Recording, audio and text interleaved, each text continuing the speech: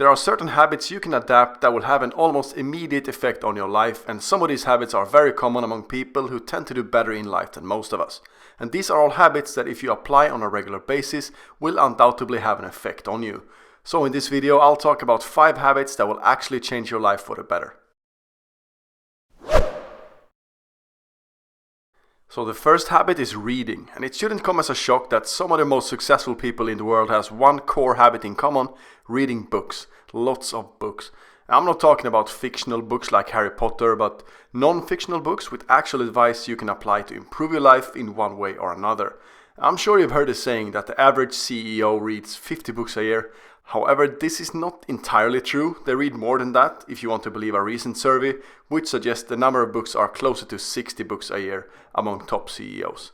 And now, of course, they might also be bullshitting and exaggerating when answering these surveys, but it's still a pretty interesting fact.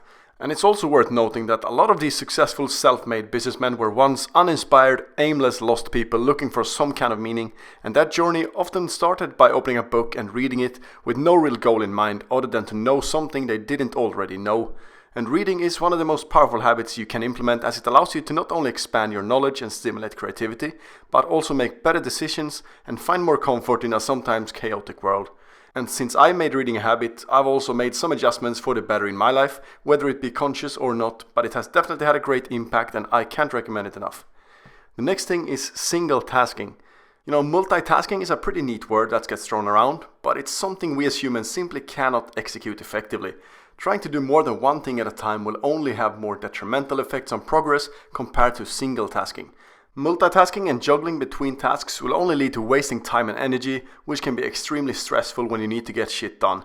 We're trying to do everything at once, which is the opposite of a great approach when you need to progress quick. So how do you single task effectively? Focus on one thing and one thing only and get that done. That's it. This is something Cal Newport talks about in his book Deep Work, and some of the keys to successful single tasking is to remove and distance yourself from any distractions such as social media. Put your phone away completely or turn on airplane mode to avoid any interrupting notifications. And then you should give yourself a strict period of time to spend working, anything from 30 minutes to 2 hours or even more than that. And during this time you'll set aside everything else other than your task at hand and just crank at it like there's no tomorrow. And once that period of time is over, you can revert back to doing whatever. But to further make sure that the effort isn't mindlessly doing something just to get to the end of that period of time, you'll also have to put limits or deadlines on your tasks, such as writing a set number of words for your paper before the time is up. It's very challenging, but it's those limits and deadlines you set that will create that sense of urgency you need to get it done. Next up is meditation. And meditation is something I've touched on before in previous videos, and it's because this habit is one that is so overwhelmingly used by the majority of highly successful people, it would be a crime for me not to include it. And when Tim Ferriss interviewed hundreds and hundreds of people for his book Tools of Titans, meditation was the habit that more than 80% of the people had in common, and that's no coincidence. It's a practice that, when done correctly and over time, will improve pretty much everything else you do. Let's take reading as an example. I'm sure I'm not the only one to have read while thinking about something completely different but still doing enough to turn pages. And then 2 pages deep, I've realized I've just mindlessly glanced over the words without actually processing what I've read, and I have to read it all again. So here's where meditation can come in handy, as you'll be able to focus more while you can also read for longer periods of time and retain the information better. And this doesn't only apply for reading, but you'll be a little bit sharper in pretty much everything you do. And if you've never done any kind of mindfulness practice before, just know that it usually takes a few weeks before you'll notice the effects of it. And that's why it's so important to make it a habit, and it only takes a few minutes a day. And there are apps you can use that will make it easier for you, such as Headspace, which I use, and I'm not sponsored or work with them, it's just what I use. And you don't have to use anything to get started, but it might just make it a little bit easier for you, at least in the beginning. Now the next one is eating once a day. And here's a slightly controversial habit that will make a lot of people freak out when they hear it for the first time. Eat once a day and fill the rest of the day up with basic natural coffee or tea and water. I can sense your little fingers on the keyboard typing out an angry response to this, but if you want to argue this with me, just know that a lot of recent studies and research are on my side in terms of actual benefits for your overall health.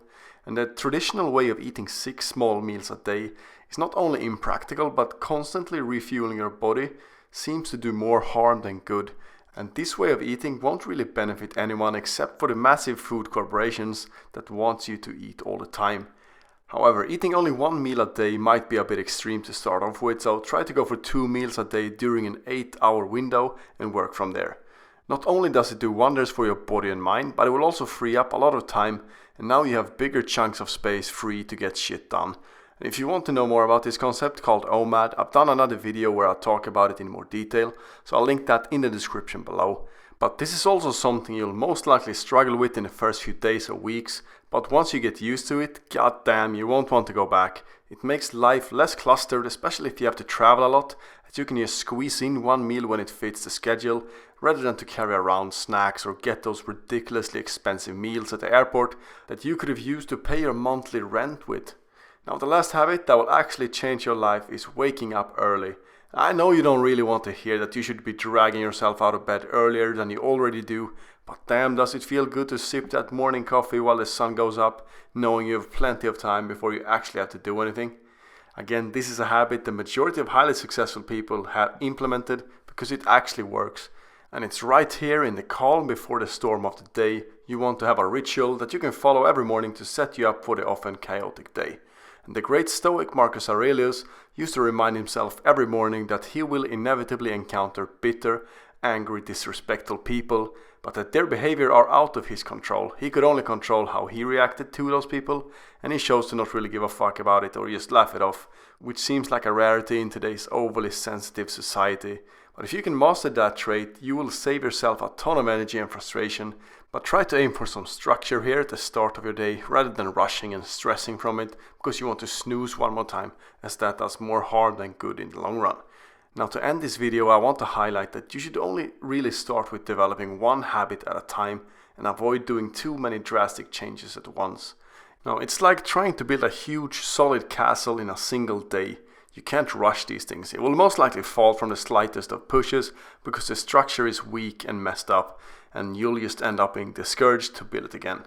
Start small with one habit and build from there. That's your foundation. Once you have the foundation complete and set in stone, that's when you can start building the walls and towers of your castle, meaning you can add other habits. And that's it. Hope you enjoyed it. I'll leave links to some other references as always, and I'll see you in the next one.